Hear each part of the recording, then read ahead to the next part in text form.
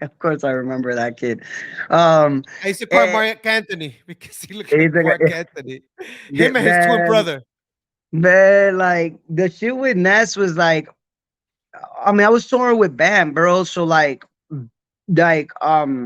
something happened. It's not my business to say, but it's already been out there. B-boys know, like the real B-boys Yeah, know what happened with him. So what happened was is that I ended up going on tour with Bam. And then I come back to the US, but we're making noise. Like me and Lito are recruiting because Bam asked us to. So Bam was like, that's people, we need to build Zulu. We need to build it strong, this and that. So I remember I had authority to put people down. So I was putting nasty cats, nasty crews down. I was trying to take over. Like, you know what I'm saying? Like, even if it would be like, I didn't care if it was Zulu Kings versus Zulu Kings in a B-boy battle. I was trying to make sure that we won. You know what I'm saying? Like at the end, the two Zulu King crews made it to the finals. You know what I'm saying? We all win. That was my mentality. I don't know what happened. I think it's just like Ness got overwhelmed with everything he was going through, like personally, and he maybe took it out on me or whatever. And then one day,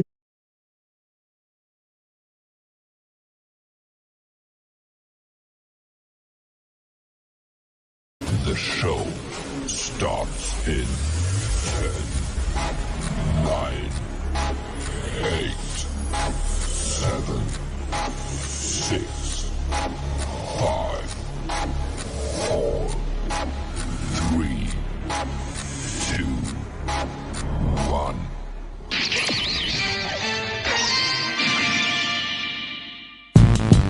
Yeah. Yeah. Yeah. all right, ladies and gentlemen. that's Welcome good. back to Flash Talks History Worth Listening to. I go by the name of Flashback. Ladies and gentlemen, on today's episode of Flash Talks, we have the privilege of speaking with a true hip hop head. Our guest is none other than Omar Lopez, also known as Bboy Zone, who has been at the forefront of breaking since he first started in 1994. Mhm. He's part of FlexFlave and the first American to be down with a Korean crew, Maximum Crew with Eagle One. Over the years, he has worked with some of the biggest names in the music industry, including Afrika Bambaatta, DelaSoul, Busta Rhymes, Mhm. KrsOne, just to name a It's the few. name of you, yeah. His talent has taken him around the world, and he's been featured in a commercial for Adidas in Germany and music videos and TV shows. But perhaps his greatest achievement has been his dedication to spreading the art of breaking through innovative power moves in the 90s. He's taught workshops all over the world and has worked with some of the top choreographers in the industry, including Shane Sparks from You Got Served. So whether you're a die-hard fan of hip hop dance or just someone who appreciates the art form, you don't want to miss the conversation with the one and only B-Boy Omar.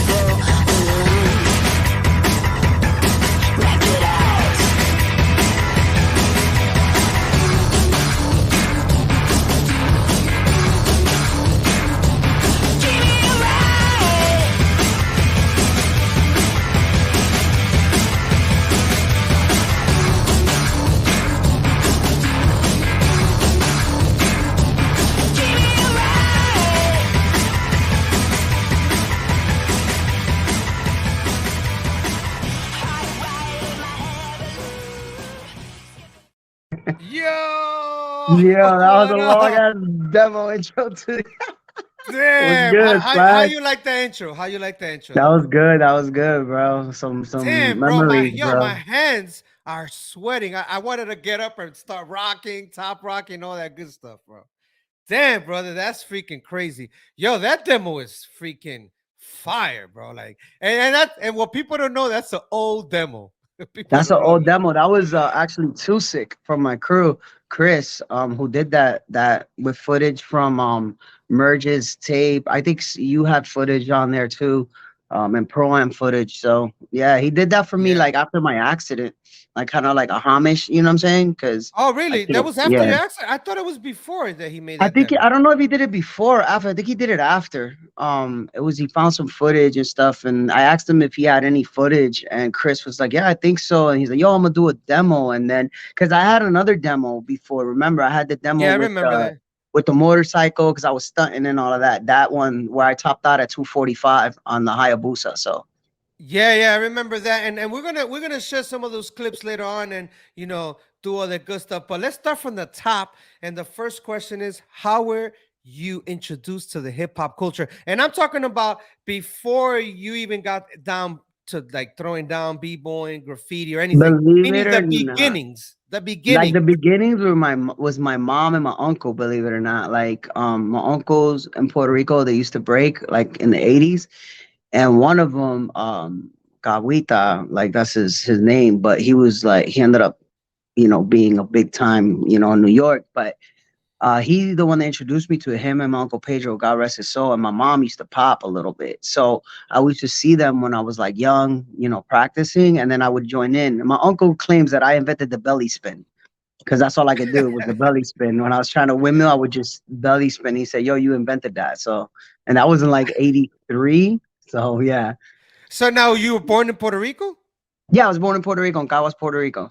Oh, you're from Caguas. Yeah, Now, I'm from how long Caguas, did it from take Gautier you? Benítez, where they filmed Daddy Yankee's movie Talento de Barrio. That's my hood. Oh, Well, they okay. Now, lo tumbaron. question: you're in Puerto Mhm. Rico. How? When do you go to the states? Like, So in '85, my mom moved to Chicago to Humboldt Park. So we moved to Humboldt Park. On and off between Rochester, New York, and Chicago.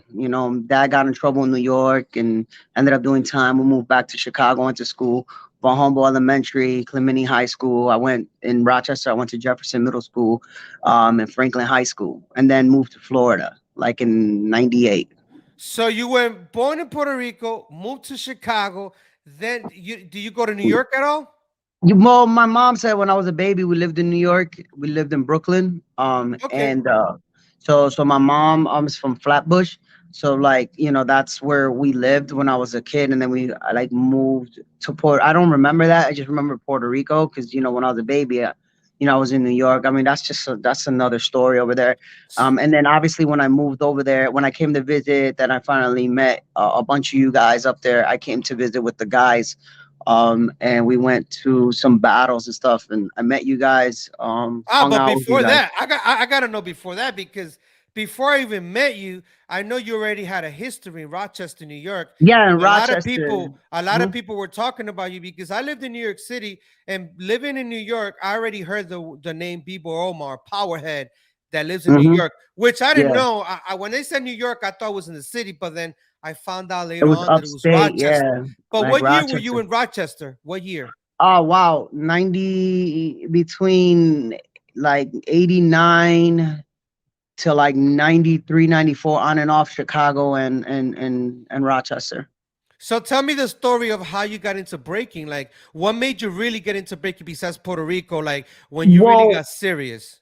I would always like my mom, how parents are. Every Sunday they get us up to clean up the house, and we used to have I don't know if you remember the box where you used to Of call the course. phone and dial so that you could get your videos. So like I would wait for like a Michael Jackson, and I ran up my mom's phone bill, and I would order up like Michael Jackson videos. And I would always dance on the TV and stuff. And then my mom, she would dance with me, like she would pop and stuff and stuff like that. So it kind of just like, I guess it was in my blood, bro. Like it just, I would always dance, and I love the attention. And then I took it really, really, really serious in '94.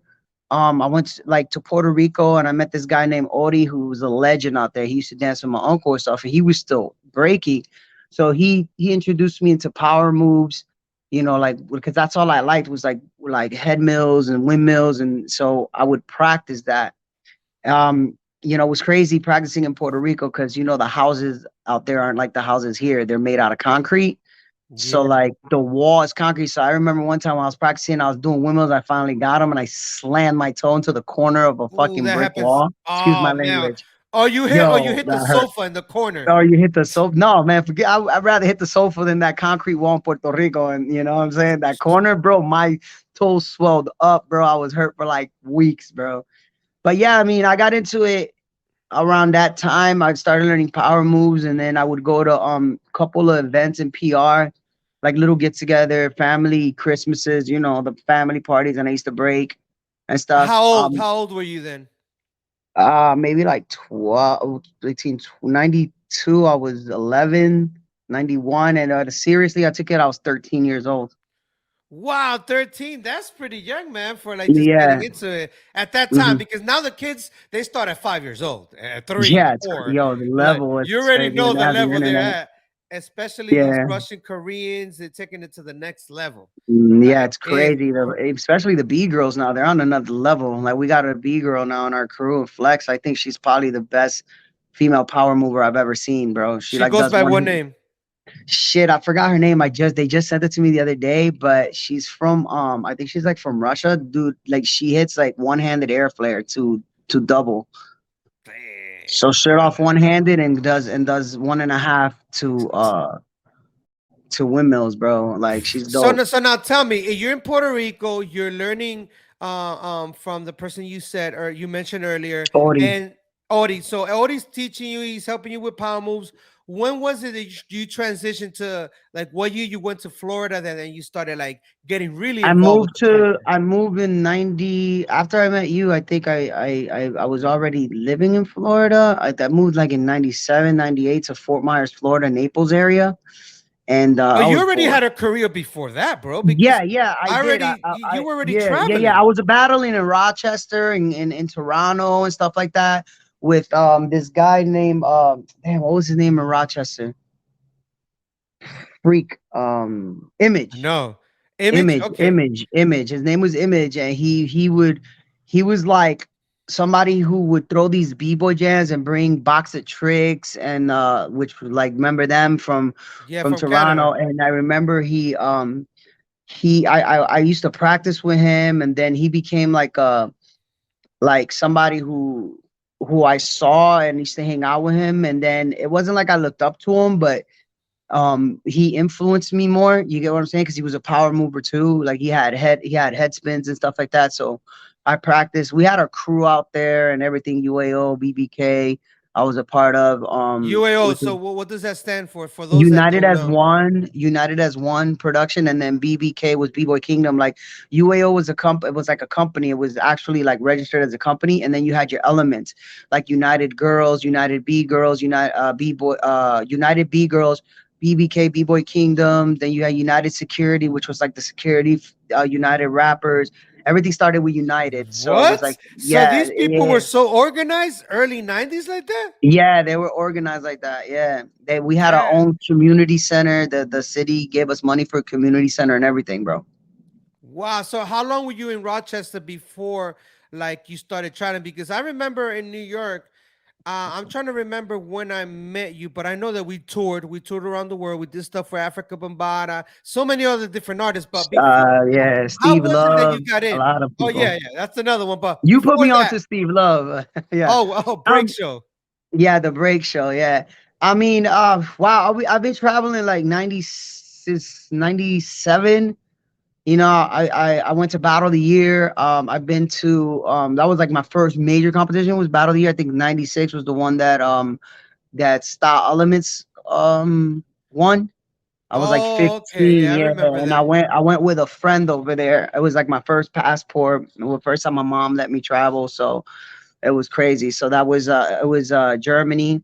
I met a bunch of b-boys out there, but remember back then it was MSN, not even like it was just AOL, like super slow. So it's hard to keep in contact with a lot of b-boys and shit. So Wow. So now you traveling. You who were your mentors and teachers around that time that were like helping you out, like teaching you the way, business way, how to travel, how to get your comp card, your demo, and all the auditioning. honestly, you had a lot to do with that. Like you did, because nobody ever spoke to me like about it. It was more like, hey, you need, because I remember you used to be on my butt. Like you'd be like, yo, like you need to learn footwork. You need to, like, you're nasty at power, but you need to learn footwork foundation so nobody clowns you, and stuff like that. And you need to do this. You need to do a demo.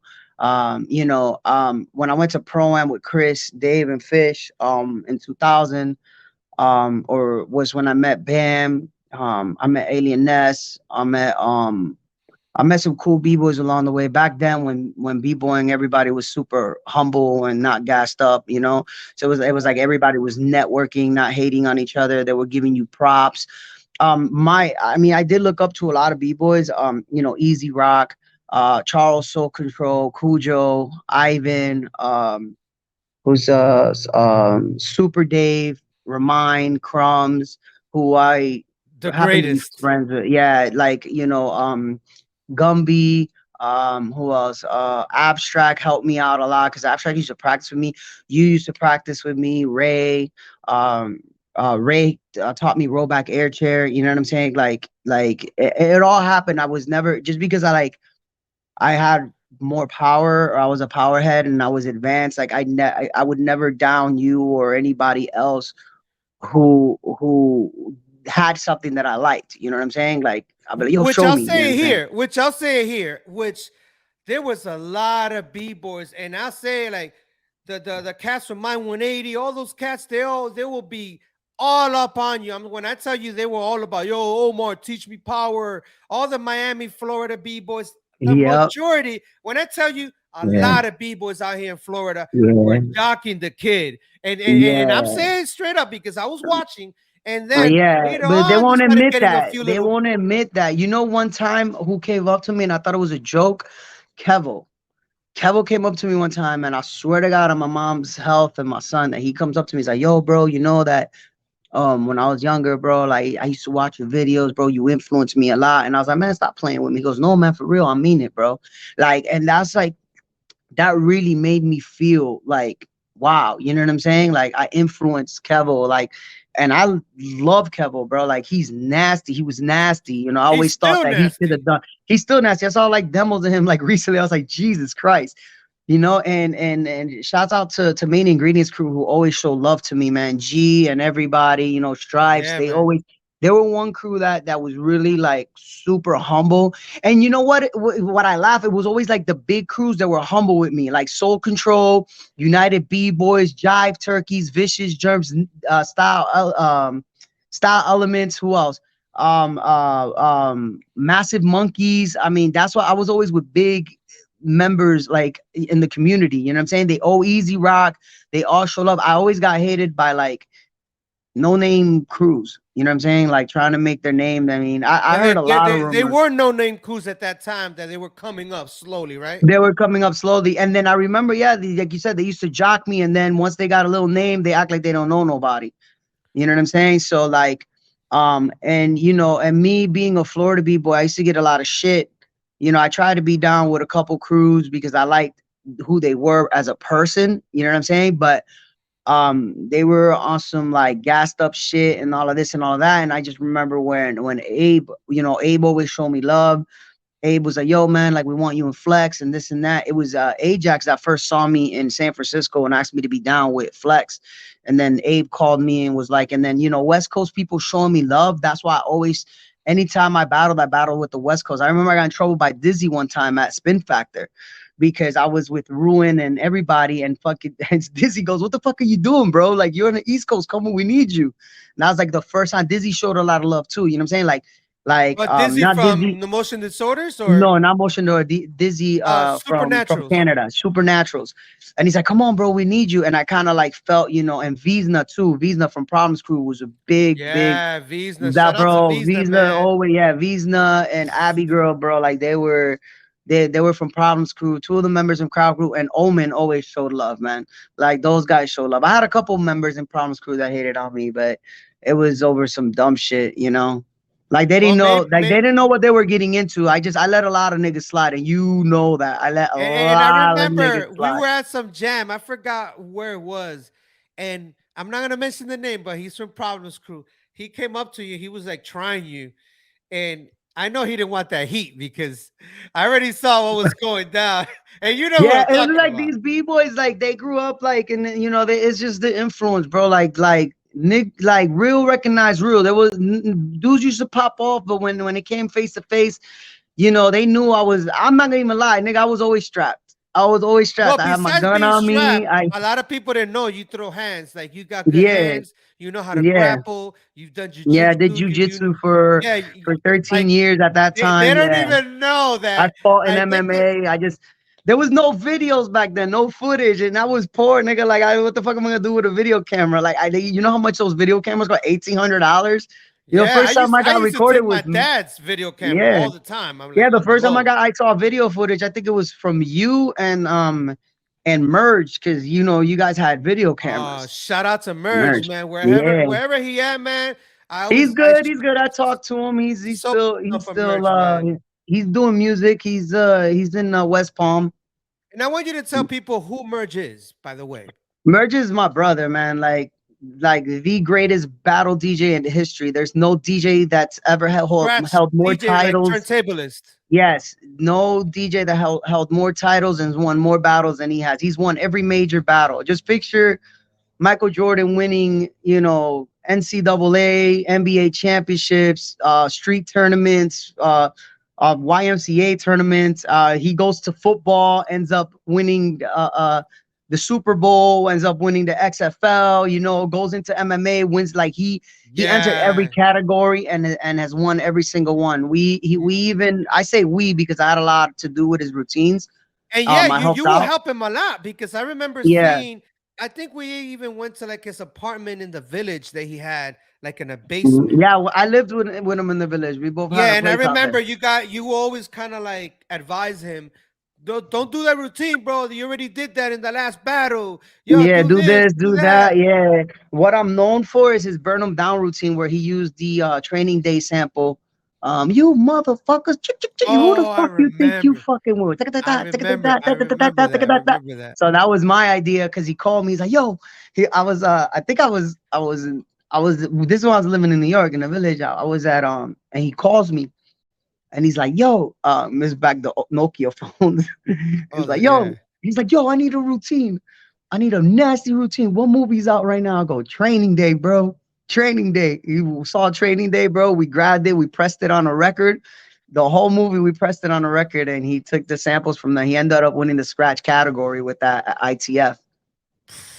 That to the We did DMC. back to back What year was the DMC. DMC that he won back to back? We won 'Cause 2004 and 2005, now and I ITF 2002, I know he 2003. He won. declined the other ones, or they didn't allow him to compete or something like that. It was some No, type no, he of declined a three-peat. He declined a three-peat. He was going through some personal issues, you know what I'm saying? He wasn't mentally right. So like there's no way he was gonna risk trying. He was trying to craze it, 3 years in a row. He could have done it. I believe he could have.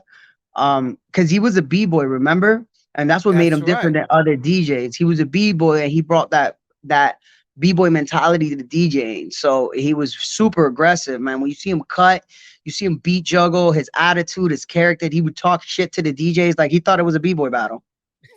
That's so Like, dope. DJs don't talk, and he's just like, I'm gonna fucking burn you. Like you Yeah. could read in the lips when he's like, when he went up against Ill Tracks, DJ Ill Tracks, to go, I'm gonna murder you. Like you hear it, like it's crazy, man. Yeah, Merge. Yeah. So yeah, I mean, those are, that's the team, that's the crew. Now, The how crew. was You it were a that you part of got it. into? Yeah, how was it that you started transitioning into getting down with the Zulu Nation? Because of Bam and Ness. So Alien Ness had approached me. How You know what I'm did they? saying? they just came up to you like, hey, you want Ness to be came up to down? me. Or He saw me battling. I guess like I was just doing like in a power circle because you know me. I was never a flavor head. And then Ness came up to me, said, "What's up?" We talked. He seemed cool. And he's like, "Yeah, man, I want you, you know, you should come rep with us, this and that, and da da da." And then he took me to meet Bam, and I met Bam, but I didn't know it was Bambaatta. So I was like, I didn't even listen to Ness. Ness said, "I want you to meet somebody, da da da." So I went and I met Bam, shook his hand, we took a picture, and I didn't click in my head that that was Planet Rock. You get what I'm saying? oh So like, wow, so I just focus at pro am, like whatever, you know what I'm yeah, saying, because you were battling. into And then one day, breaking. Bam, yeah, Bam sees me and he's like, "Hey man," he's like, "Hey man, what's up?" And then I seen everybody like I heard somebody behind me go, "Oh shit, that's Afrika Bambaatta, that's the Godfather of hip hop." And I went up to him and I was like, "Yo, you're the Godfather of hip hop? Like you're Bam, like Bambaatta?" He's like, "Yeah," and he's like, "Man, I feel stupid. I didn't know, blah blah blah blah." And then we just became super cool. Because you were focused on your power moves and your breaking. You're not thinking of someone else's history, like Yeah, especially yeah, a celebrity like him at that time. Like, and yeah, everybody yeah, man. surrounded him. The Shaka Zulus are around him, Yeah, the and Shaka I was Zulus already around down him. with them in '94. So I know I probably remember we look completely different than back then. Yeah, I mean, I lost weight. I lost 45. I mean, oh No, my no, bad. no. But I'm I've saying been, like I was we fucking didn't. like this, bro. Yeah, but we didn't have a beard. You know, Yeah, no, I didn't we have a didn't have no beard. beard or none of that stuff. Like, so we look completely different. So now, how We was it were that you? clean cut b boys. I think we were like the clean cut b boys. We were never grimy. If you always caught us at jams, we were fresh from head Yeah, to toe. come on, we had to look good for the ladies because they were everywhere. Yeah, So, that because now I'm not gonna lie, I used to break a lot just for the ladies. I hey, think that's where the my influence maturity. came from. You know, you see a girl you Exactly. like, you go, "I'm gonna go do." You know, I remember one time I had one air flare, and I go, and I saw this girl at the beach, and I'm like, "Yo, I'm gonna do flare air flare." And I go, "Flare air flare." I kept doing them and doing them and doing them, doing them. And it was because I saw a girl. I was trying to show off Yeah, for her. man. The times that you will be tired, and I'm gonna be like, "Yo, Omar, come on, throw Yeah, down," and they'll be like, "Yo, look at them girls." All right. yeah. Oh my god, we went through so much. Oh my god, bro, you're bringing back memories, bro. So All the now, fights we question: got into. when was it that you went into like traveling with Bam when you started doing shows with us? And what was the I first was. international tour that you did? Because we did several, but what was the It first was one that you actually took off and It was with Lito. I did it with Lito with Raul. That was Dolo? my first with Shout out to Dolo, Dolo. man. So we went on a Tommy Boy 20th anniversary tour. It was Dan the Automator, Prince Paul, the Grave Diggers, Afrika Bambaatta, DelaSoul. On the tour, we ran into other tours. I met George Clinton and a P Funk, Wu Tang, Nas, and everybody else on some of those tours. So that was like my first major tour. He really opened me up because he's like, "Bro, man, like you need to like I used to be scared to throw down, like, and then I had stage fright at a point because like Bam show used to sell out, bro. Like it wasn't like he was Busta Rhymes, bro, at these spots, bro. Like Love Parade, we went to Love Parade, which is 2.5 million people. Like that's Yeah, people don't literally even. What 2.5 year was that? billion. What year was that? That Because I was know there was. Love Parade was 2001, the same. Oh no, 2002, I think. I think it was after the towers fell. Yeah, 2002. Yeah, 2002. And dude, I know that there was probably over 2 million people there. Yeah, and I remember like we had did a show in France, so we took like a train from France to Germany. It was like a 5 hours on a train, so 4 hours. I don't remember. All I know is I hadn't slept from the night before because we were battling Vagabond Crew, like and the Yeah, family and Vagabond. the family and the family. Me and Lito by ourselves, and we were fucking Salah and everybody. I mean, we became really good friends with Salah and Shout out to Vagabond France. and Shout out to all the shout out to B-boys for France. the. Yeah. Benji was my friend because of Pro-Am. So when I got there too, a lot of people didn't know Benji was famous, bro. Like I went over there was a billboard for Let That Feet, his movie and everything, yo. Yeah, a And lot I of people called don't know him. about that movie, man. Okay, so back to what I was saying. I know you were down with you said that Nez put you down with Zulu Kings back then when he was the Mm-hmm. president, right? Mm-hmm. Is that the same time when Cream was there too, part of it? Remember B-Boy Cream? Cream, yeah, of course I remember that kid. Um, I used to call him and Mark Anthony because he looked he's like Mark like, Anthony. Him and his twin man, brother.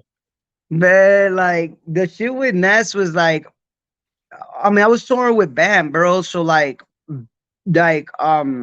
something happened. It's not my business to say, but it's already been out there. B-boys know, like the real B-boys Yeah. know what happened with him. So what happened was is that I ended up going on tour with Bam, and then I come back to the US, but we're making noise. Like me and Lito are recruiting because Bam asked us to.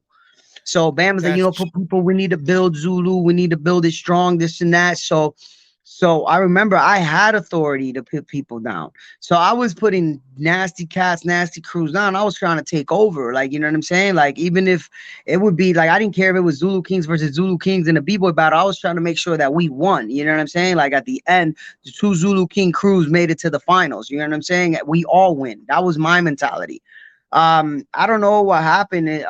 I think it's just like Ness got overwhelmed with everything he was going through, like personally, and he maybe took it out on me or whatever. And then one day, Bam is joking around in the house, and he said something to him in reference, like he's like, "Yo, yeah, oh, you better watch out, Omar Zulu Kings, like Omar's Zulu Kings," and I think that's what got him.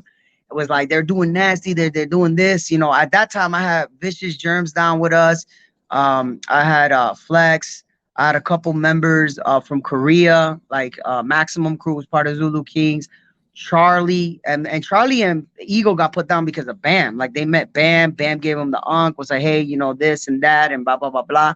And so actually, the first Zulu King B-boys in Korea is Charlie from Freestyle Session and Eagle Wow, I didn't and know that. Maximum Crew. Yeah, like It's true people don't because know when I that. went to Korea in 2000, there was nothing Zulu King, nothing, right? No, It was no, we Expression were the first Crew. ones to step there. Yeah, we are the first ones to step in there.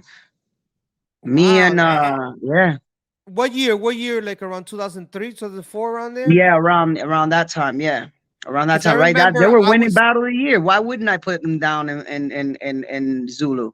and I Like, why remember wouldn't I I? lived in Like, New York, and I already heard Bam talking about like you had like a chapter or something. I don't know if it was a chapter, but he was mentioning like that you were recruiting b-boys around the yeah, world. because Ness had to go away for personal reasons, and I was left in charge. Like he personally told me this. He cannot deny this. He could sit there in interviews and live. He wants to. I mean, me and him gotten into some beef where like I've had to let him slide just because I know the power I have. You know the power I have. You've seen me outside of B-Boy. You see my family. You've seen what they can do. You see my brother AB. You Google AB's name and everything comes Oh up. man, AB And AB too. wanted everybody. AB Which wanted to off. I'm gonna be real. AB which wanted to off him. AB wanted to off because him. He's like, who the fuck is talking shit? Like, he's like, yo, nigga. He's like, well, where he at? Where he at? Like, I'm is like, he yo, ever chill. coming Like, this out? is Is he B-Boy. ever coming out or no? Yeah, he comes out. He comes out. He's got 2 more years. How He's long got has he two more been years. there? 15. Damn, brother. Yeah, because he's that nigga. Like, 15 already? I'm not ashamed to say some dude threatened my mom, threatened his kids. My brother was like, "Where you at? You gangster, da da da da." And they were like, "Oh, we here at the mall." So what AB do? AB went over there and opened shot at him inside the mall. Shot him, his mom, his uncle, everybody. He didn't give a fuck. Se fue el perro, el gato y la cucaracha, nigga. Like, Yeah, that's yeah. how AB AB, was, AB, nigga. which I'm gonna say a story. I don't know if you mind me saying the story No, in it's all good, Miami. darling. Okay. I Oh think we my were God. we went to we went to Ozone was with us. Ozone I was think I think even Prism was with us too. Prism. Yeah, I think Prism was It, with us. it was a group of us, and I don't remember what females were with us, but we rented we took a cab, like a van cab or something, and it was some Haitian dude driving, and then we were like he was taking us to club It was my space boys club, Space. Mike space had him, but the space. owner Yeah. invited us. Yeah. Yeah, so we're going out there, we were some shorties and we're in the car. And then I remember that AB's like telling the cab driver, hey, pull over right here. And the guy's like, no, I can't pull over right here. I said, pull over right here. What are you doing? I'm paying you. No, I can't pull over right here. So then he ended up pulling over like in another spot.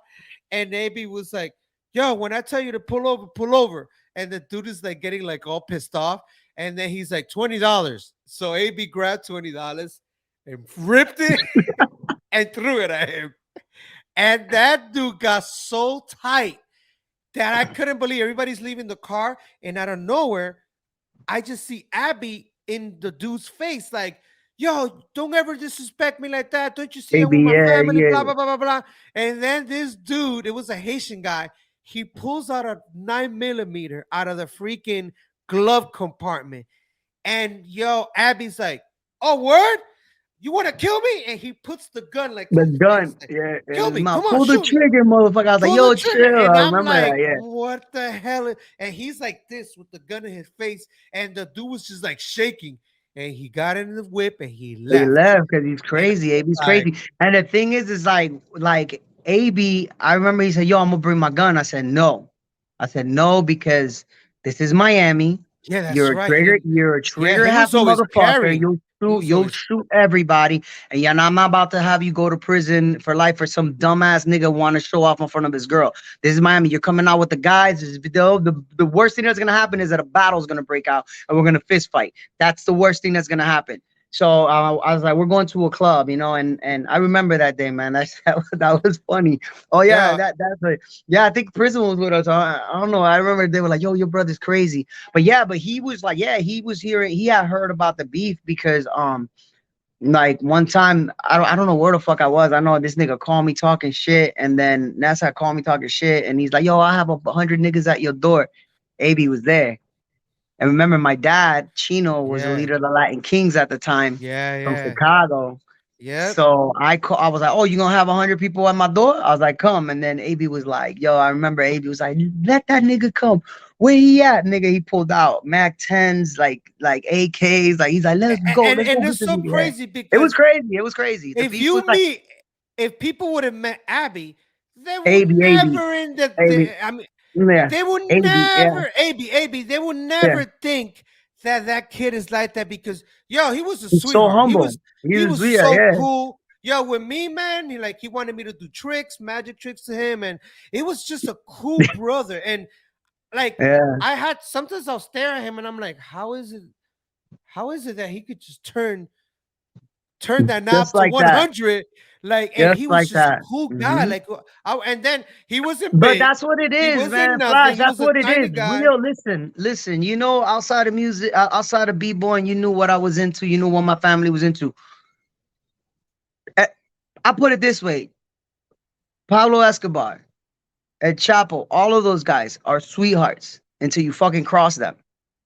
Remember, you fuck up on them, you fuck them over, they're coming for you. And that's just where it is. There's always the fake dudes, the ones who think they're gangster because they do 3 days in jail or 2 months in jail. They come out thinking because they went to gladiator school in there. Like, bro, I've done time. A lot of people don't know that. I've done time. I did, you know, it wasn't a lot, but it was still time. But I learned a lot in there you to went know in, that. you went in fat and you came out cut Yeah, up.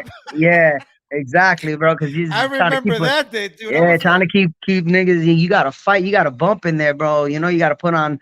You gotta take those white socks off, put them on your knuckles, go in the shower and fight it out. Like, and when they come, your knuckles can't be red. You know, so and I'm glad you left that in the past because I know now you're doing music, you're producing, you're working yeah. with beats, you're working with a different artist. Mhm. What's the name of the record label that you're running? Bullet Music. So Bullet Music. I got Flamen Beretta, who's the Dominican kid that you like. He's got Amazing, bro. yeah, That he's got a guy couple is million like, views on YouTube. I've worked with Nicky Jam, Faruko, a bunch of other cats. I mean, Alexi Fido are my boys, Joely Randy. I mean, my Instagram basically, you know, I'm pretty sure you're gonna put my Instagram on here no, for but people to find. I know the people you work with, and you've been around the scene when it comes to the reggaeton. Even when I first met you way back, I remember you were talking about Baby Rati Gringo and this and that, and Yeah. then a lot of people didn't believe you, but then when you pulled out the freaking big ass freaking album of like, Album, you yeah, still of got the pictures of album, them. bro? I still got that album because now it's the Holy. same thing. Now it's like I toured with Nas. I did this. I got remember back then there was no camera, so it was the little we used to buy when we used to go on tour. We used to buy the little $10 Yeah, cameras, the the disposable disposable cameras. ones. Yeah, And yeah, that's man. I think that's the original Instagram because yeah, I remember you showing me that, and it's like that person, Jared Damager, that person, this and that. I'm like, Mhm. damn, brother. Like me, I never Yeah, really thought about taking pictures. Like I always kind of like the video, but yeah, so many heads felt some type of way about you, and then you know talk crap, and you yeah, know, and I'll tell them, I say, yo, let me tell you something about Omar.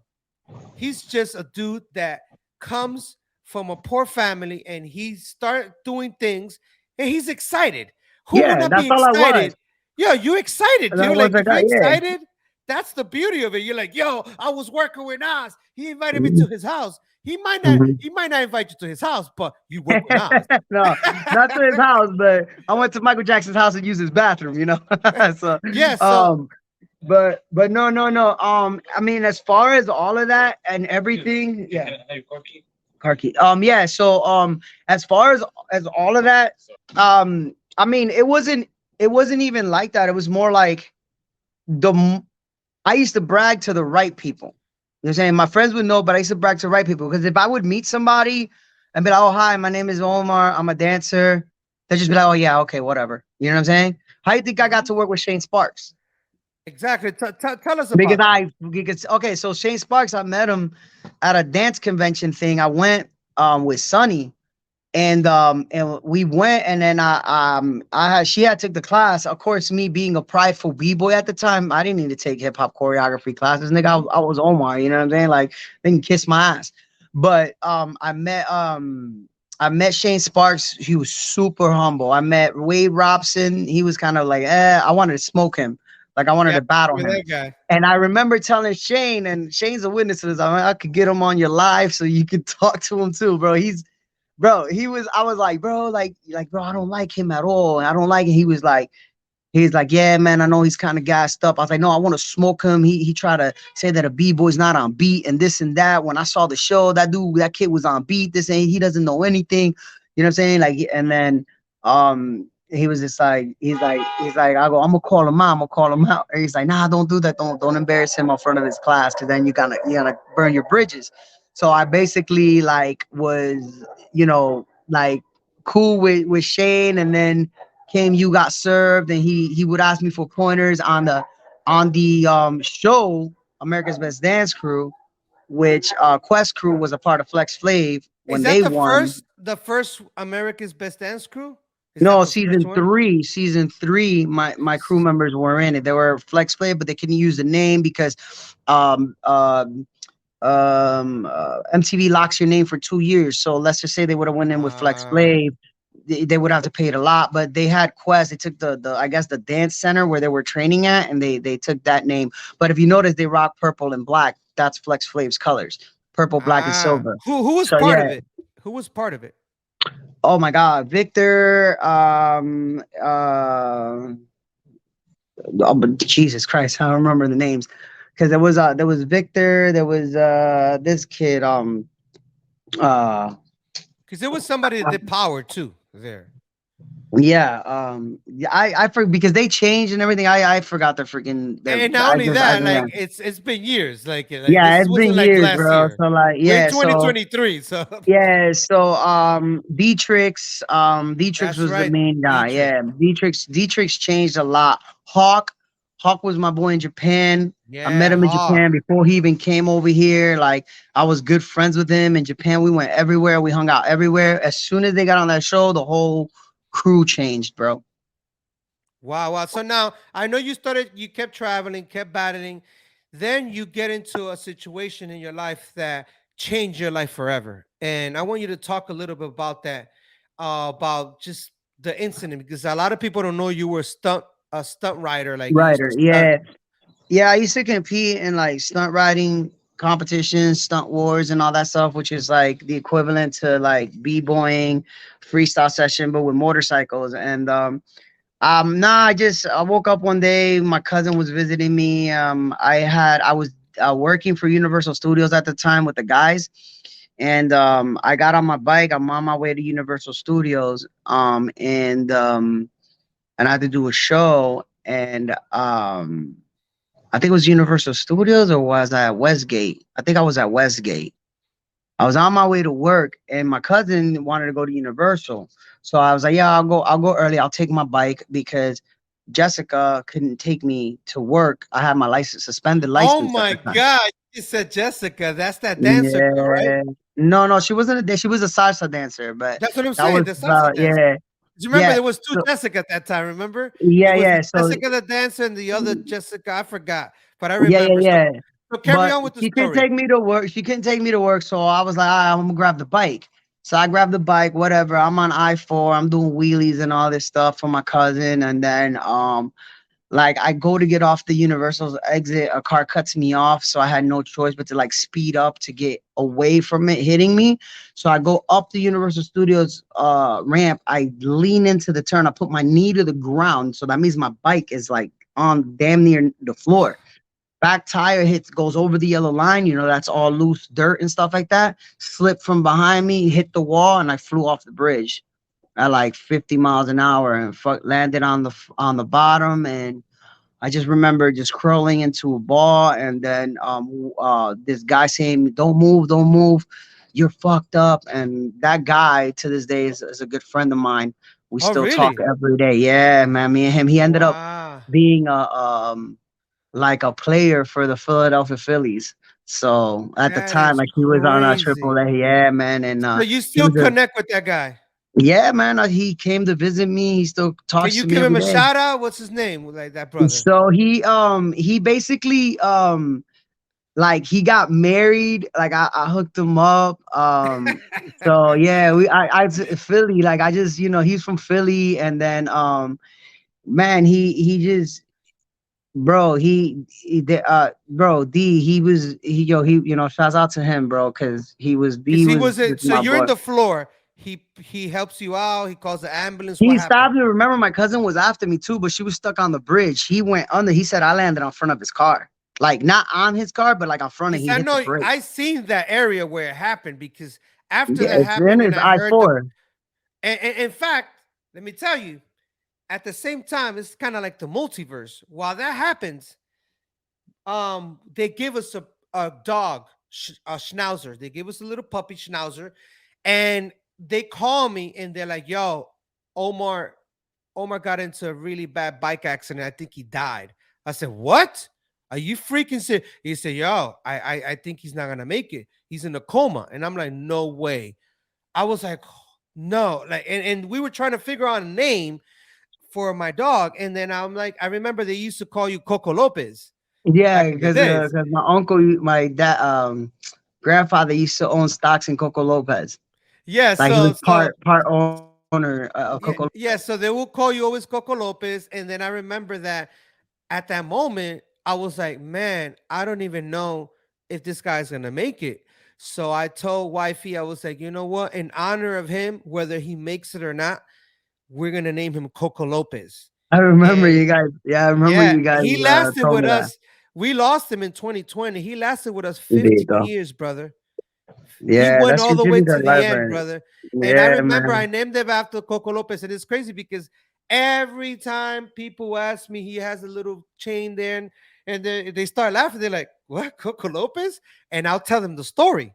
And that was Uh, a traumatic day because I remember I went to see you because I know you didn't you die in flatline like 3 or 4 times or yeah, I something like that. flatlined 3 times, and they brought me back. They didn't know why my heart kept stopping. And it happened to be that when I fell, I rolled and I was stabbed by a branch, and it hit it scraped like a main artery, and I was just leaking and leaking, and they didn't know. Like they put like 5, 6 quarts of blood in me, and I was still losing blood. And then I guess the doctor said when he took my pants off was like where he saw all of it, and they got a control of the bleeding. How long were you in a coma for? How long were you out for? I don't know. Like from what I heard, it was like 2 days, something like that. It wasn't that bad, you know. Because then you came back, and I remember you started talking, and I heard that you even wanted to get up already, and I'm like, what? Yeah, I was trying to get up and walk, and I couldn't But move. when I I couldn't went to move. see you, bro, I I remember when never. you saw me. Oh my I still god, remember bro. that like it was yesterday. I opened up my eyes, I saw blurring, and I saw you. I was kind of happy to see you, and I was like, oh, you came. And I'm then you're like, looking at you, dude. yo, I remember my tears with my water because I never seen you like that. I've seen you like, like we do stupid things, we get into fights, but it's not like we're getting beat up or anything. But seeing you there like that, bro, that made an impact on me because that could have been me, that could have been anyone, and that then could have just been seeing you anybody. there, and then when I remember you were like, "Yo, you want to see how bad this is?" and you took that thing off, whatever that thing they put Yeah, on. the chest protector. Yeah. Bro, I literally thought you like Shit, got I think jumped I by like showed you my 50 ball people. sack. I showed you my ass so you can see all that stitching. Yo, I didn't Yeah, care that's because crazy. I just remember that all I No saw was homo. like no, it's like a lump. It's like it looked like a big, Yeah, and I that's didn't, what I you didn't, saw I didn't, right there. I didn't Right. understand. And you had like metal. Don't you got metals in your arm or Yeah, I got something? metal. Like so, like that's all metal in there. So now, what was everything that they ended up doing? Like they did 13 surgeries on me. They closed obviously the leak of the artery. I got a pelvic cracked in half. My intestines came out, so they had to put those back in. This is what I heard. My T12 L5 lower lumbar was cracked, still fractured. I still live with pain every day. And the thing was that even after that, all those injuries, the left elbow was titanium steel rods and all that. So was that I was able to still recover and still break a little bit.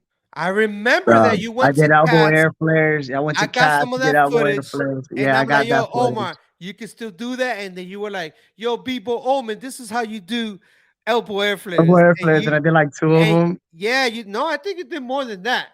And Yeah, I think I I have couldn't them. Yeah, believe you wanted to get back into breaking, and yeah. you started It realizing hurt. It your really body hurt. wasn't working. Yeah, my body wasn't working after a while. I got depressed. And then I got into the reggaeton music, obviously What year going to was that clubs. that happened that ended your dance 2006, career?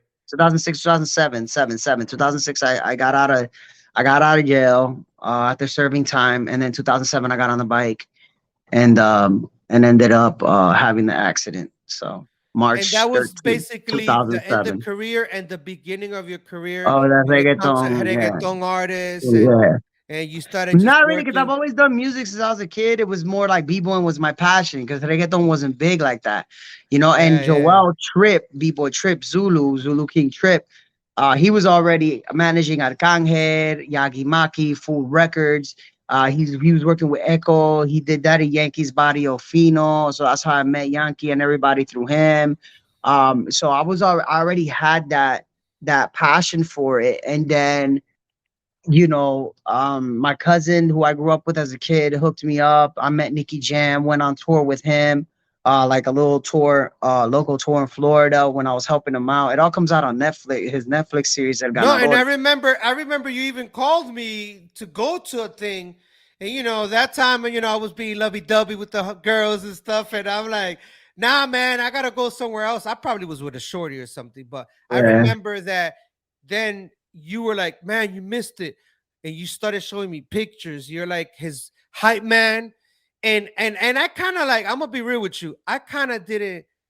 I took it for granted because I didn't really know Nicky Jam, and I wasn't really into reggaeton like that. yeah, So when you mentioned Nicky Jam, I was like, who the hell he's yeah, talking about? whatever. Because I was into Yeah, DJ Playero back then, Biko yeah. Z, But he like, was with DJ Playero back then. He's old school. It's just that he made a comeback and he blew up now, man. I mean, he he's was in another Bad Boys level. 3. He was in Bad Boys or Bad Boys Forever. He played the drug dealer kid, the guy that And you got chased still in the keep in motorcycle. contact with him and everything, right? Yeah, yeah, I still keep in contact with him. He lives in Which is so Miami. I know where dope. his house is and everything. Yeah, he's super cool, man. My cousin Marucci helped me out with that, and shouts out to my cousin. Um, you know, uh, um, we grew up together making music and dancing. He always said that he was going to be a singer. I was going to be a b-boy. It was our plan, and I achieved my goal in b-boying. I mean, it's just like I said, it was more what I didn't like about the b-boy scene, and it was more people hating. And you know me, I didn't hate on nobody, bro. I always show love to everybody. And you know, Miami, you have to have that mentality that, oh, b-boy, you know what I'm saying, like Flipside Kings and Street Masters, you know what I'm saying, like they, you know, Troll, especially Troll, who's a good friend of mine, man, super cool. Troll has showed me that mean mug Miami attitude, and I wasn't like him, you know what I'm saying, like I was a power move. He's like, nah, nigga. He's like, nah, dog, you gotta be, you gotta be, you can't let these dudes step to you like that. You know, Heps Fury también, you know, Heps was with me. He helped me out a lot. Abstract, you know, so that Miami, that b-boy, that's why I represented more Florida than I did New York, because I had that Florida influence as far as like attitude. But power move was Texas and Texas and California. You know what I'm saying? Like in Texas b-boys, Lou the Great, this kid was the first kid I seen do air flares. Lou the Great, like I'm friends with him on Instagram. We talk all the time, and Lou was nasty, bro. He would do air flare from Beats and Pieces 98, the video, man. And back then it wasn't like you could do slow motion. No, you have to hit pause, play, pause, play, pause, play, pause, play, pause, play. You used to like Super Dave too. You used to like Super Dave and Benny from Germany. Benny Flying Steps. And he's actually a part of Los Musicarios, which is my production company, because he produces beats, Kimoto Beats. So he's a part of Los Musicarios. So he reps Los Musicarios. So I still keep in contact with Benny all the time. He was my first battle in Germany. Like I battled him and Power, and he gave me props. I mean, and I was scared to battle Benny because like Flying Steps, you know, for freaking world champions, battle of the year, like, you know, and then B-Boy Croc too, from he was the one that started Flying Steps. I met a lot of pioneers in Germany. And Benny, man, Benny was super cool. Kilasabi, Jamal, B-Boy Six. Like these are kids I used to go to Germany and hang out with, man, and they showed a lot of love to me. So I saw all this in the world, and then when I would come back to Miami, I seen how Miami was, and I was just kind of like, bro, like that's not my style. Like I'm friendly with everybody, you know what I'm saying? Yeah, and of course, I got a lot of haters. Aggressive. They do have aggressive style, but you were more of like performing. You want to show love to people. You don't want to be caught up in this and that. And I was a smart b-boy. I was a smart b-boy because I remember me and you used to get to arguments. Remember, because I would be like, yo, I'd rather practice 6 months doing power and get paid going on tour than to fucking do 6 months of fucking footwork and get robbed at fucking Pro-Am like Abstract did.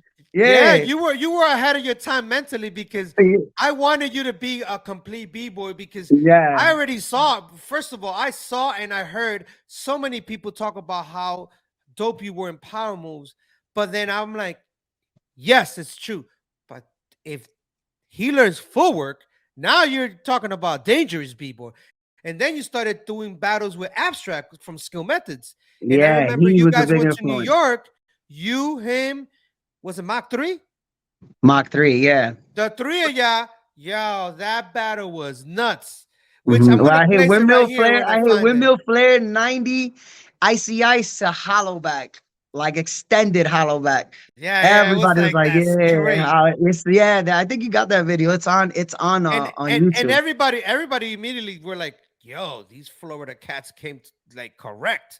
And I believe Alien S and Fever One and Floor Phantom entered that too, I think. I think they did. I think they did. I don't remember if I battled them. But there was a 3-way battle. I know we always got into it with Breaks Crew, like not physical, but in a battle. Like that was our rival. And it's so crazy because like I had a couple niggas in Breaks Crew hate on me, but the nigga that always showed me love was my rival, and that was fucking Chino. Chino from Brace Crew was like my rival. You guys go at it in Power Moves and Pro-Am? We went at it at Power Moves and Pro-Am, but he was always cool. Like me and him were always cool. There was no beef. Like everybody's like, oh, you could smoke Chino and Chino used to talk to me. Chino was like, man, don't listen to that shit, bro. He's like, you're dope. You got shit I don't do. I got shit you don't do. You know what I'm saying? So like, you know, and we used to like influence each other in a circle. Even remember when Kareem came to New York, B-Boy Kareem? Yeah. Everybody went after him, and me and Chino were like chilling with him, like, and people would, oh yeah, some backstabbers, this and that, because I was cool with Kareem. I've been cool with Kareem since California. And So I like, remember they closed the circle on so Kareem, that he so can they do, couldn't do yeah, power. power, yeah. And I was just like, bro, like I was telling Kareem, just kick everybody in the face. We got your back. Don't worry about it. Like I ain't give a fuck. Like I was like, yo, like honestly, like I said, you know me outside of b-boy, and I wasn't scared of no b-boys or nothing. I just knew the power that I have. When you have, you have power, like, and these kids don't know, it's just a waste of time. I could have embarrassed a lot of b-boys, put one in their mouth and be like, nigga, talk now, record it, and fucking send it to people. You know what I'm saying? Like I could have been one of those thugs, you know what I'm saying? But that wasn't my thing. Like even the beef with Ness, when I told you that shit happened with my brother, and AB was ready, man, and I would have that would have been bad. And there's nothing the nation could have Yeah, done. I 'Cause the remember. nation, I remember. I had to call King Yoda, rest in peace, and yeah, we had to make a Yoda, big phone call between Bambaatta. I remember you got on the call, and Tafiq, Tafiq, Tafiq, Lucky, everybody, yeah, all and of them. everybody was And telling I him like, yo, remember they like, were all like trying to squash it because yeah. it's like between the brothers, and Yeah, it because was it just was a like I never situation. had anything against Ness. If anything, man, I admired like his work ethic. You know what I'm saying? How he was always battling. He didn't give a fuck if he was whack compared to another b-boy, like that a b-boy roast him. He had the balls to go in there and battle him. You know what I'm saying? My thing is just like, it was a joke that Bam did, and he took it personal, and he told people, no, it was for real, this and that, blah blah blah blah. And then I was like, and then he's like, oh, you're not in Zulu Kings no more. And I go, okay, cool, I'll start my own Zulu Kings. But I thought it was a joke. So I kept repping Zulu Kings or whatever. And then when he was like, yo, he came up to me, he pressed me with I don't know if it was with cream or whatever. He's like, yo, I told you you're not Zulu King no more. And I was like, all right, cool. So I got on the phone, called Bam Bam. Was like, nah, man, you start your own Zulu King. So I did that. And that's when I started recruiting people. But that kid Cream, going back to that kid too. Like, yeah, that nigga was a dick rider, bro. That nigga was on my dick, and I'll say it right now. That nigga was like, "Yo, you so dope. Yo, Peace King, da da da da da da da, this and that, blah blah blah." Always, man, always around me. Like when Smirk, I remember when Smirk came one time to visit in New York, and me and Smirk were hanging out. He was there, and then he would always tell Smirk, "Bro, you got to see this kid's power, this and that." And that's how I met Smirk, was Shout through out to them. Smirk, man. Yeah, That's a B-Boy dope Smirk, brother. bro, a legend and a dope brother. And yeah, man, he was dope, man. And Smirk always, and Smirk see me do power, and Smirk always gave me props. But like I said, it was always the big name dudes, Abstract, K-Mel. Like they always show me love. Juice Boogie, Jeromski, Twix, Twix and Jeromski, they came to stay with us in Fort Myers for That's Pro-Am. right.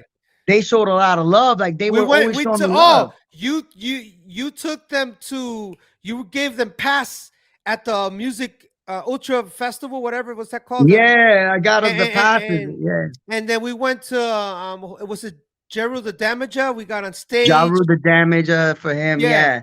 Wow, yeah, that we was were there. yeah. Who else was there? Because it was like a tent, and there was like a I mean, Ultra Festival is huge now. It's like $400 to get in now. But back then, I mean, damn. it was like $50, $60 to get in a day. Like now it's like 500 a day, something Oh like that, my bro. It's god! crazy. But there was still at least 100 acts, bro. Like I back just then. completely forgot about that. Twix and And Jeromski. Jeromski, yeah, they And entered with us. we were training with us at the apartment with Ray, Ozone, Brian. Mm, Then we went to yeah. Pro Am.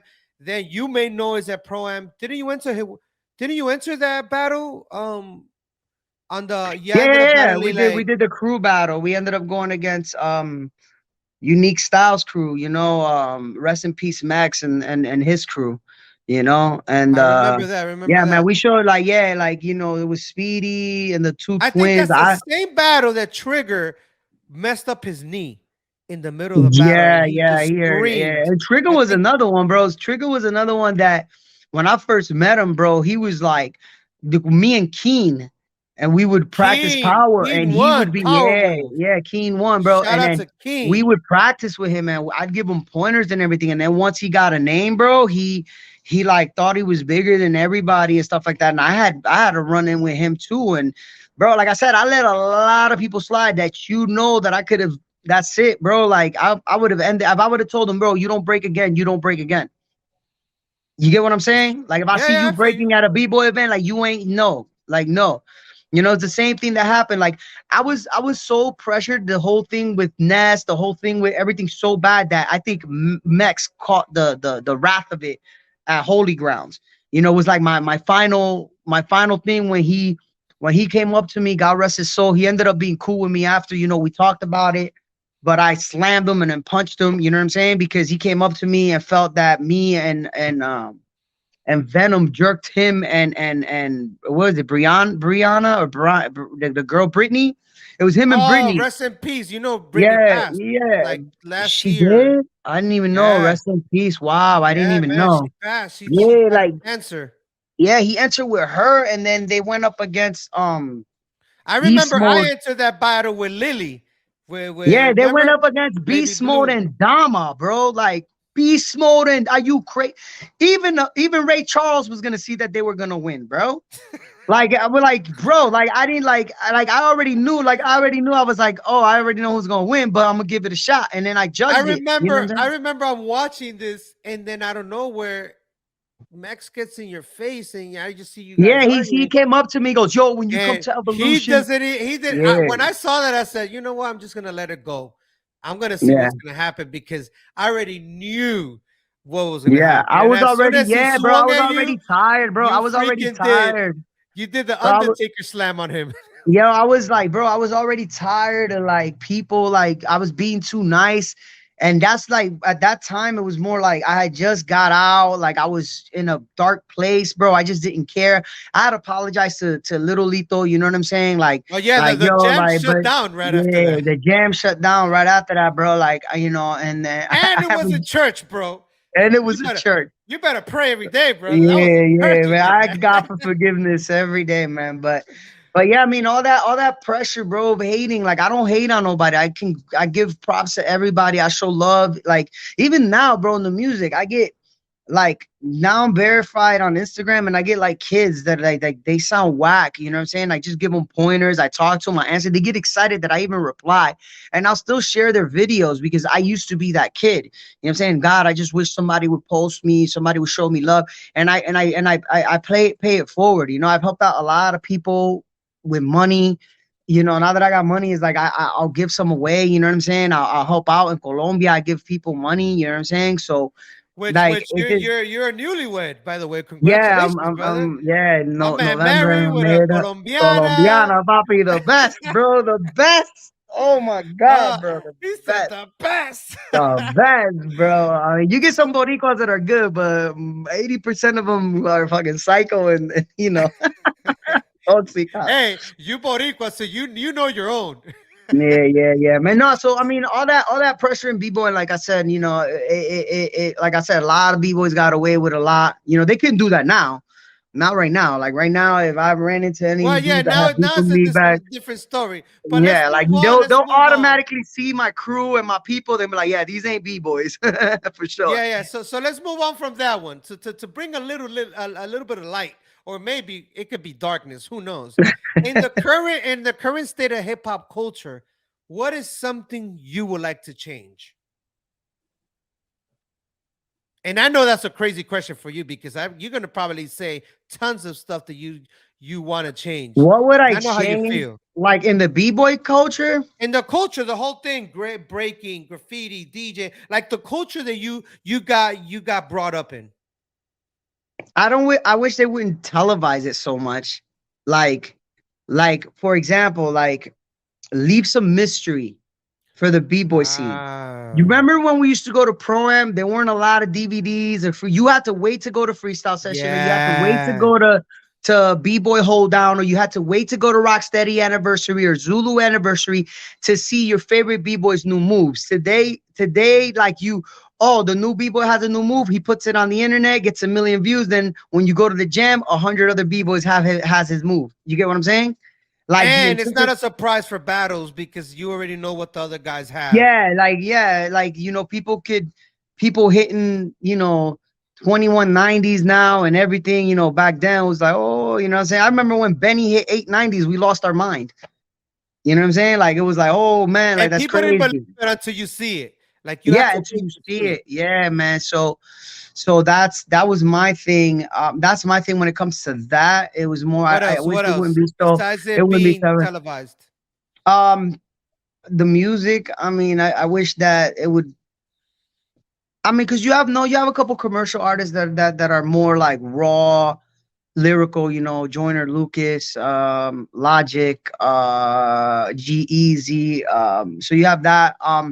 But I wish that more of the lyrical So you want music, the boom bap to come back, like that era of the not the boom bap necessarily, but like if there's a dude with skills, lyrical skills, like he gets recognized. Do you get what I'm like saying? MF Doom Like style, what M, you yeah, saying? like NF is The Motor dope. Yeah, Technique, stuff like Mortal that. Technique. Yeah, stuff like that, man. Like they would get the same recognition that Migos does and everything. And remember, like we know the Migos, like Bullet Music, like they know us. Like you go to Quavo's, you go to Offset, and you say Bullet Music, they know who we are. Like because we've hung out with them. Bullet has worked a lot stuff with them out there. The company, yeah. So like People might see me as an ignorant person, but I don't know who you're talking about.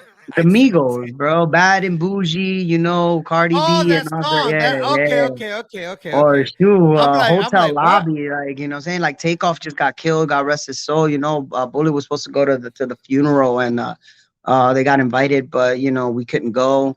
So you said Yeah, man. music televised is like overly saturated. Every jam is Yeah, televised, or yeah, not like I mean, I understand you got to make money, you got to make views. I just remember it was like to get VHS tapes, you have to save up money, and when you got the VHS tape, like you watch it religiously, like over and over and over. Like Beats and Pieces to me was one of the greatest mixtape B-boy tapes that ever came out of Texas. I mean, B-boy ever. That they that you were one like, yeah, it that I blew was you like, away. yo, and then B-Boy Flex made one called Look Out Below from Miami. Remember that one? Look Out I Below? remember that. I That remember showed all the Miami cats. That was a dope one. Of course, all the freestyle sessions. Strategic Monsters by Style Elements was a dope one. Oh man.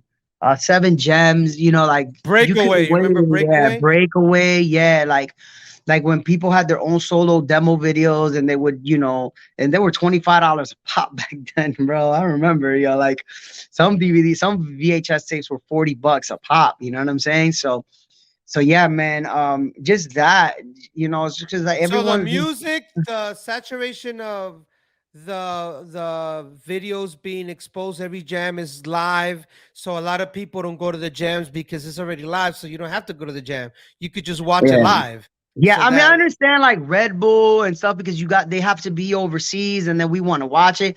It's cool. I say just like it's more like if you're a b-boy and you got moves, like don't make a video until you show the moves at a b-boy jam, and then once that b-boy jam shows it, then you go ahead and put your video out so people know it was you that did that. You know what I'm saying? Because by the time you put out a video and then they learn your move and then you go to a b-boy jam, 100 people are going to have your move. They're going to be like, oh, who did it first? Oh, I did it. No, I did it. No, I did it. You know what I'm saying? But when you go to a b-boy jam and you first introduce it, that's what we used to do, was that we would do something, like when I did the elbow tip, everybody thinks Omar from Jive um did it, and me and him talked. He said he did it in 2001. I did it in 2000, and I think I was on front of you guys, no, and I then I did it remember. again, and then I I did can it vouch for that again. because I remember Yeah, and then seeing it and I was I like, what did it. the hell is And I that? never seen, and I never watched a video Omar, Texas do it.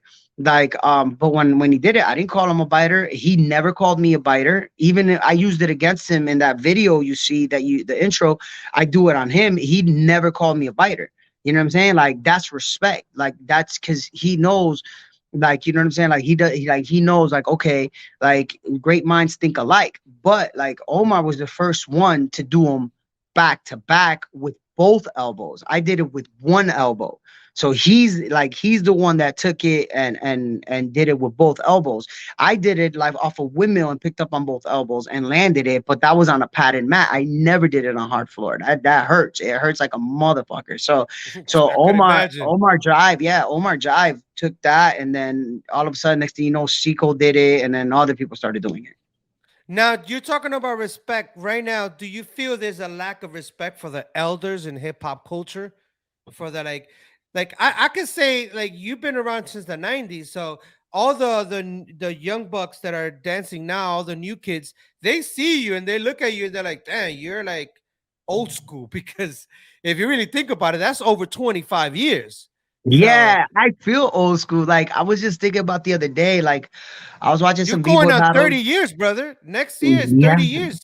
Holy crap. Yeah, man. I'm 42 this year, so yeah, man, it's crazy, man. So do you feel there's a lack of respect? I don't know because I haven't been to a jam in so long. Last jam I went to was Pro-Am, and that was like 2015, bro. Yeah, I think you judged one of them I with me. judged I the remember. power Yeah, with the you and powerful. That's right. Booba colors Booba from Oh France. yeah, yeah, Boba or Booba. Booba, yeah, Booba, Booba, yeah. yeah, yeah, yeah. I remember that this guy was there, Juval was And there. me, it was me, Booba, and Bebe from your crew from Ground Zero. Yes, yes, yes, baby from Ground Zero. Yeah. Remember that. Now, Mm-hmm. now what's your opinion on breaking going to the Olympics? Love it. I don't care Really? what it is. I fucking love it. I don't give a fuck what it, and I'll say it right now. Any people has a fucking problem with that, you a hater. You're fucking hating. Point blank. Period. Because we are athletes. I don't care how you think it. We are. The shit we do is amazing. We train like athletes. We have to get in cold tub like athletes. We got to lift weights like athletes. We got to run miles like athletes. What do you remember? Freaking the first endurance B-boy jam, who could roast the most, bro? 10 rounds. 10 rounds. There was no limit to the rounds either. It's not like, oh, you got 2 minutes. No, if a dude could do a set for 2 minutes, 3 minutes, like he had to do it. You get what I'm saying? And no, I think I honestly think it's just the elders that they missed the boat on it. You know, I think it's an open door for B-boys for the next generation to make money. You know what I'm saying? I think, bro, we risk our bodies, bro. Look at our bodies, bro. How hurt we are. Health insurance, all that stuff. That costs money, bro.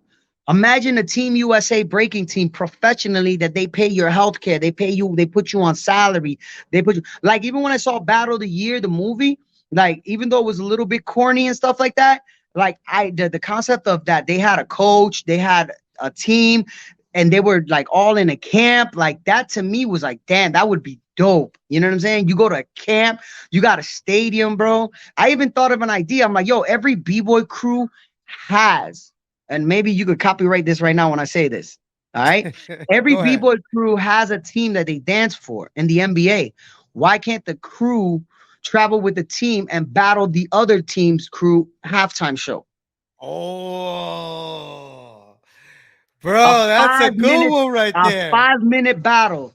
A 5-minute battle halftime show. That is so. And they get paid for that. And they get paid. I've never heard that one before. I've never heard that one. Copyright that. Copyright that. My bad. Copyright that. It's already copyrighted. Copyright my idea. That's my idea. That I said that we travel with the team because the cheerleaders travel with the team sometimes. You know. Wow.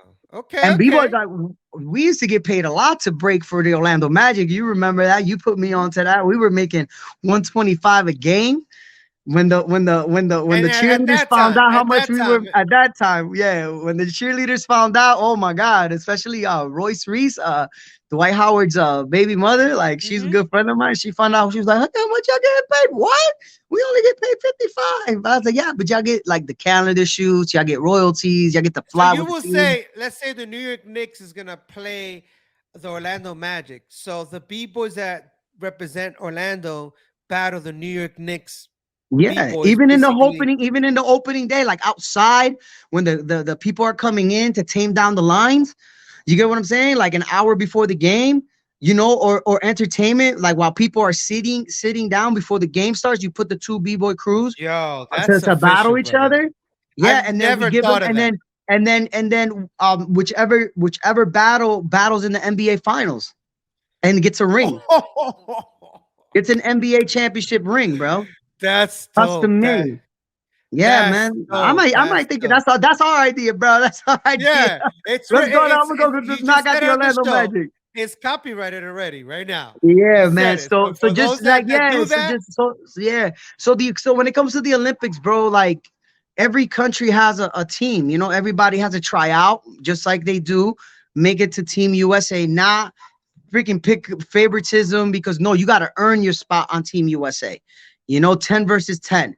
You get what I'm saying? You got to earn your spot. You can't be like, oh, well, da da da da. And the judges, like the judges have to be like no new judges. Like honestly, judges from like 96 to like 2000 and up, because not even like if you started breaking in 2010, like you shouldn't be judging.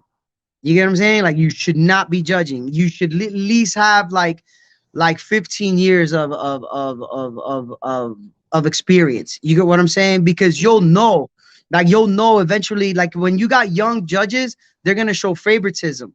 When you're already experienced, you go, oh, I'm not gonna give it to my boy because my boy messed up. Like you're much mature, much in the game, and you can judge straight down the middle. You get what I'm saying? I mean, we've had to do that. We've had to vote against our own team Yeah, when that's we the used to way it judge. is. Yeah, Yes, yes. we had to judge it. I've had to judge against Dave, against Chris. You know what I'm saying? When they lost, oh, you think I lost? Yeah, bro. Like you lost. You crashed here. You crashed here. And then they look at the tape and they're like, oh, damn, you're right. Yep. Now, a question: if you could go back to being a kid again, what would you tell yourself? And I'm talking about little Omar before the beginning of your breaking career. Let's say if you take a time machine and you go back as Omar right now, and you Invest talking to in little Google. Omar, and Invest you in Google. that's the first thing to Nah, say. nah, nah. No, I would But that's a good teach. idea, though. Invest in I would Google. teach. I would teach myself financial responsibility, credit cards, credit, investment. Honestly, that's what I would tell myself. Like, hey, work. Don't count on b-boying your whole life. At any time, this could end. Have something to fall back on. You know, I was on top of the world once with b-boying, and it was like wow, you know what I'm saying? And then that accident just took everything away. And then seeing other b-boys dance, like it hurts emotionally because I'm like, man, I wish I could still fly. You know what I'm saying? Because I used to fly, and that's just I what I know, I what know, you call it. Like I and I just, witnessed it. yeah. I mean, I think I probably had the fastest munch meals ever. You know what I'm So saying? I besides personally that, think. financial decisions, what else you would tell him, like an advice? The fact that you know how your life is gonna play out, would you tell yourself get on that bike again, or is this something that made you that you No, can't because I regret? don't I don't regret the accident, man. I don't, man. It really woke me up. It made me appreciate life. It made me appreciate the people around me. It showed who's real, who's not. You know what I'm saying? Like you learn from your own mistakes, bro. Like lessons have to be learned, and you gotta learn from your own mistakes. So like I don't take back me getting locked up. And I just told this to Billy right now, bro. One of the happiest times in my life was when I was locked up. People be like, how the fuck? Like I was at peace, bro. Like no, like I got to think, the only thing I missed my girl at the time. You know what I'm saying? Like I really missed her, but I really learned to value, and it really showed me who were my friends. You get what I'm saying? Like when I got out, when who was there in the accident, it showed me you showed up, Jay Hostile showed up. You know what I'm saying? Jay Hostile's been my best friend forever. You know what I'm Shout out saying? to I Jay got the phone Hostile. call. Yeah, shout out to Jay. You know what I'm saying? And Jay to this day, man, he calls me just to say what's up. Yo, how you doing? What are you doing, bro? What are you doing, fam? Yo, come by the studio. He'll come by the studio. We'll make music. And so he still be boying. He's like And Jay 42. Hostile's a He's true still, brother, because I remember the rumbles we used to get out in the House of Blues with oh my God. random freaking crazy big time football players, and we would slam these dudes. Yo, And it was you, crazy. Jay Hostile, and myself would be the only ones that will throw hands. Everyone Yeah, else would be standing like, "Oh my god!" And yeah. I'm like, "Man, Hmm. these freak." That's when you really know who's about it. When Yeah, shit man. hits I the mean, fan, and that's bro. the thing that a lot of the like I said, the b-boys didn't see back then. Like I said, like the b-boys that I beef that had beef with me, I never had beef with them, or they had a problem with me, or they hated on me. You always ask them, what's the reason why you don't like Omar? Oh, he lies a lot, this and that. He tells a lot of lies. But yeah, it's years past since then, and all the proof is on Instagram. All the Which proof is in my. which brings me to that question. What is something people seem to misunderstand about you? I think it was more like when I was younger, it was more of the bragging rights that I had. You know what I'm saying? Like they took bragging as lying, or or just that I had a lot of experiences in my life that At I a young went through age. everything that I could at a young age that I could give an opinion about everything, whether it was music, DJing, b-boying, graffiti, touring, shootouts, gang shootouts. You know what I'm saying? Like I've lived that life. So like like even to this day, man, I still tell people about Chicago, man. Like, like when they used to, I remember he was about, oh, well, fucking, I'm gonna go to Chicago and beef with like, I remember, I don't know who had it. They had beef with Phase Two, man, and Phase Two. Those were my boys. You know what I'm saying? And I used to tell them, like, bro, like, them niggas is gangster. Like, Pampas, bro. I don't know if you remember B-Boy Pampas. Yeah, Our yeah, yeah. I dude was a remember. G, bro. Like, he was a gangster, man. Shouts out to Pampas and Yeah, Phase Two, Popcorn, and all those dudes in all of Chicago. those cats. Like, bro, they were GDs and gangster, GDs, disciples, Cobras, Kings. You know what I'm saying? Like, Yeah, yeah. outside of B-boying. So, like, if you even got in a fight with them, like that, they could, they could freaking do some damage, man. And it's interesting because I was talking to wifey and I was like, yo, I'm gonna interview Omar, and then she was like, yo, that's gonna be really dope. And then I was like, why you say that? He's like, yo, he has a lot of history. In fact, so many people, they probably thought he lied, but the funny thing is, he used to show us all the proof, and they still kept saying that. And Because I'm to not this gonna day, carry a big ass book like this, a picture. Look at a jam. Look at a jam. Like, no, yeah, like yeah. So go on my then Instagram today. It's all on there, bro. Like, we seen your life how it's unfolded, and I don't know about these guys that said that before, where they at now, but then if you compare what you're doing compared to what they're yeah, no, doing, it's a different story. no, So no, it's interesting that you're saying no, that. no, no. Look at that. Is that what, $5,000 right there? 10? 5,000, bro. 10? Oh, okay. That's like a That's it. 15, That's I 20. can't see it. That's a Hublot, It's bro. Oh, okay, okay. That's I Look, can't know. I got one that's called There the you go, Invisible Watch. See Hublot. my invisible watch right there, bro? That's priceless right Yeah, here, bro. no, this is a big bang, bro. Like you know what I'm saying? And I got a So bunch, so I got you a couple got watches. you bought that because you felt I gotta get that because you want to be proud of your accomplishments. Is that why you got it? I got that because I was being stupid. To tell you the truth, I like watches, and it was a good deal because it was used. Brand new is 32. I got it for 16 used, so I Damn. snatched it up. Yeah, so I snatched it up real quick. I was like, it doesn't, it it's just like it's very simple. Like you can, it doesn't have any diamonds on it. I learned a lot. Like I have a couple Rolexes with diamonds on them, and it devalues the watch because you're actually carving into the a bust down. You're carving into the metal, and it devalues your watch. So you Oh, know, I never knew yeah, that. I got a couple APs. I got two APs. I got a two Rolexes. And I got something special around there soon. That when I rock it, Yeah, I'll bring it you to don't a want to talk b-boy about it right jam. now. Yeah, so like Man, I'm you gotta getting a teach me good about deal. watches. I've never really known. Dude, I had a Casio for like 30 years, bro. Casios are Other the than shit. I got a Casio. My wife got me a Casio for my birthday. It's a G-Shock, but it's not like the G-Shock, the normal G-Shocks that you see. It's one Mhm. that's cuadrado, and it tells me the level of the ocean, the weather in different states. It's got times from Okay. all over. Like yeah, it's not like I just like watches. It could be a $10 watch. If it looks nice, I'll buy it. You know what I'm saying? But it's good like when you do, when you get a little bit of status, it does speak when you enter a nightclub. And because I'm in the music industry, they look at your wrist, they look at your jewelry. I got jewelry. I got like two Cubans, diamond out, you know what I'm saying? One was like 10, the other one was like 17 grand for that. So I had a bracelet. The bracelet was like 13. So but So that they was don't stupid. devalue, or you could sell that in 10 years, 20, and you get some money They out could there. lose value depending on the metal. Like for example, the ounces per gold, white gold. So like if it goes down, then obviously the price is gonna go down. You know what I'm saying?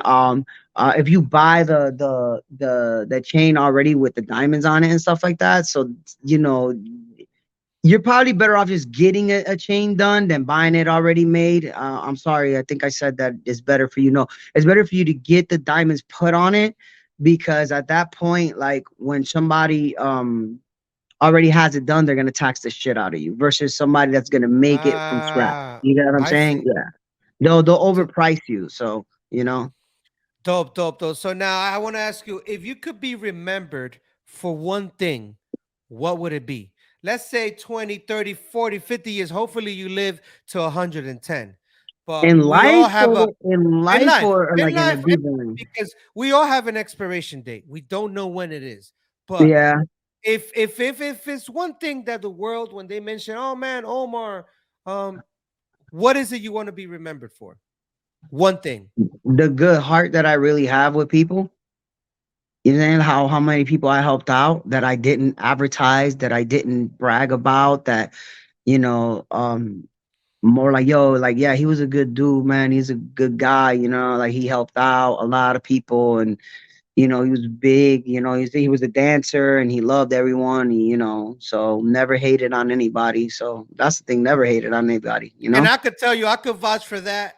And I'm gonna tell you, in so many situations we've been in, clubs, events, anything, shit pops off. You look to the left, you look to the right, and you're the first one slamming a dude when we're in Yep. danger.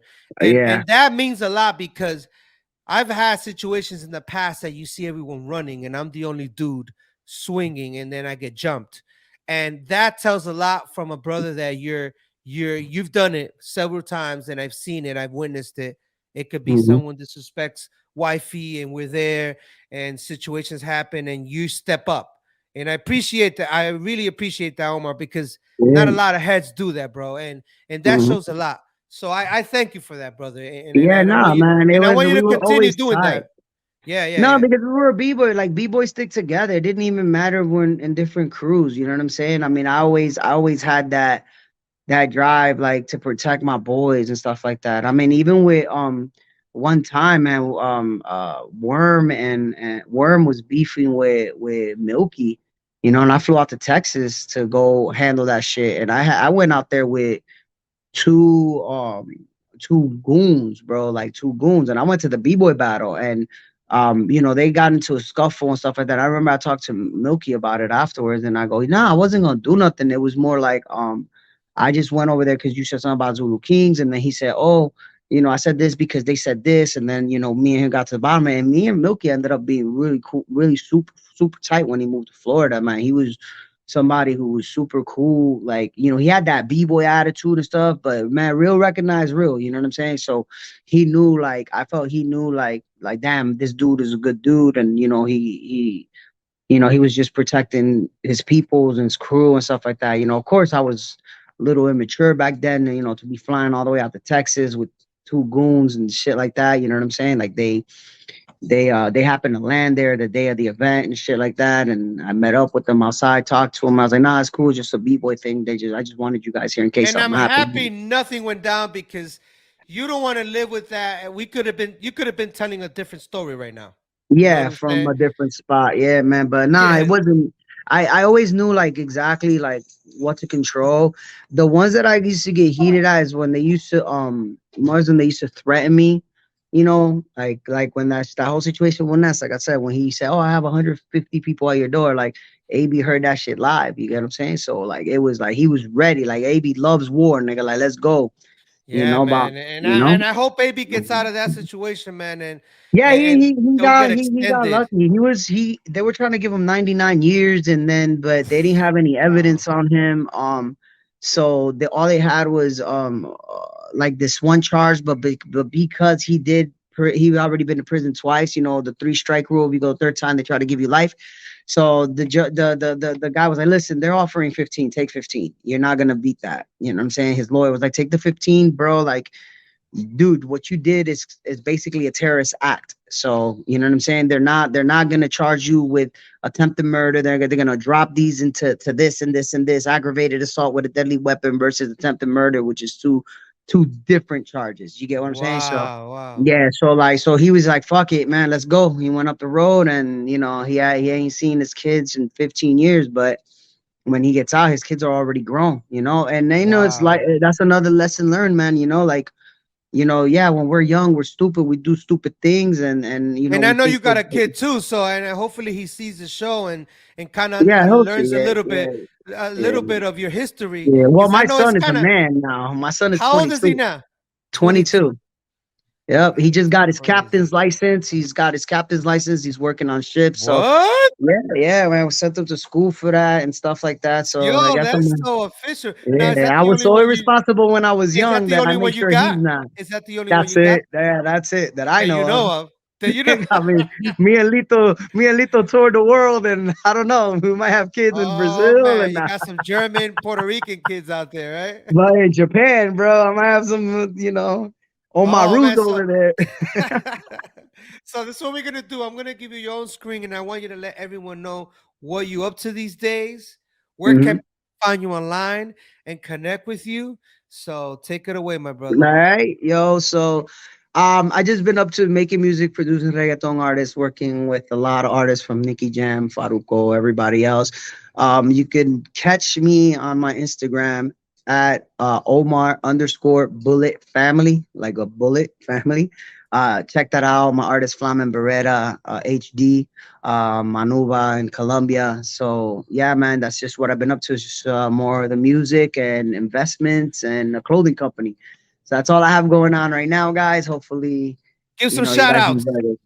So shout outs to everyone who influenced me, Soul Control, Style Elements, all the Texas B-Boys, United B-Boys, Vicious Germs, Jive Turkey. Shouts out to Skilled Methods. Shout outs to Flipside Kings, Street Masters, Zulu Kings, Zulu Nation, Rocksteady Crew, Phase 2, all the crews, Brickheads, all them in Chicago, all my peoples out there, man.